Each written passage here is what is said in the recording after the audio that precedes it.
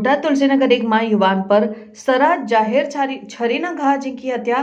શહેરના ઢાકણિયા રોડ પર આવેલ તુલસીનગરમાં રહેતા હિતેશ વજુભાઈ મહેરિયા નામના યુવાન ઉપર છરીના ઘા ઝીંકી કરાયો હુમલો. હિતેશને ગંભીર ઇજાઓ પહોંચતા તાત્કાલિક સારવાર માટે સભ્યા હોસ્પિટલ ખસેડાયા હતા. ડોક્ટર નર્સિંગ સ્ટાફ દ્વારા શરૂ કરવામાં આવી હતી, પરંતુ ઇજાગ્રસ્ત હિતેશ મહેરિયાનું સારવાર દરમિયાન મોત નીપજ્યું. હોસ્પિટલ ખાતે સગા સંબંધીઓને લોકોના ટોળા ઉમટી પડ્યા હતા. ઘટનાની જાણ થતાં પોલીસ કાફલો હોસ્પિટલ પહોંચી તપાસ હાથ ધરી. યુવાન ઉપર બે વ્યક્તિઓએ હુમલો કર્યો હોવાની આશંકા. પોલીસ તંત્ર દ્વારા આરોપીની અટકાયત માટે ચક્રો ગતિમાન. શું નામ છે તમારું? વજુભાઈ પ્રભુભાઈ.